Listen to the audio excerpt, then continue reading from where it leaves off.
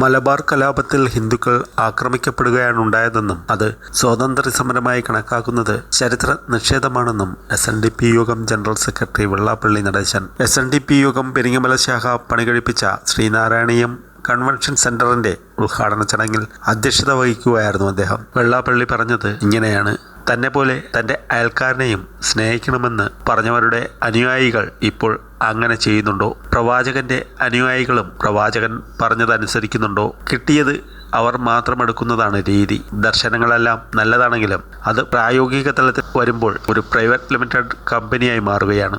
എല്ലാ ദർശനങ്ങളും ഒന്നാണെന്നാണ് ശ്രീനാരായണ ഗുരു പറഞ്ഞത്. ആലുവ മണപ്പുറത്ത് സർവമത സമ്മേളനം ഗുരു നടത്തിയത് ഒരു സന്ദേശം നൽകാനായിരുന്നു. എല്ലാ മതസ്ഥരും ഒന്നാണെന്ന് മാത്രമാണ് ഈ സമ്മേളനത്തിൽ പറഞ്ഞത്. എന്തായിരുന്നു ഇതിന് കാരണം? മാപ്പിള ലഹളയാണ് കാരണം.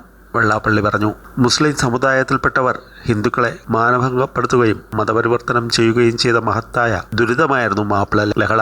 ഇത് കേട്ടറിഞ്ഞ ഗുരുദേവൻ എന്താണ് സംഭവിക്കുന്നതെന്നറിയാൻ കുമാരനാശാനെ അവിടേക്ക് അയച്ചു. കുമാരനാശാൻ തിരിച്ചെത്തി അവിടെ നടക്കുന്ന കാര്യങ്ങൾ ഗുരുവിനോട് പറഞ്ഞു. അതിൽ ഗുരുവിനുണ്ടായ ദുഃഖമാണ് സർവമത സമ്മേളനം വിളിച്ചുകൂട്ടാനുണ്ടായ പ്രേരക ശക്തി. വെള്ളാപ്പള്ളി പറഞ്ഞു.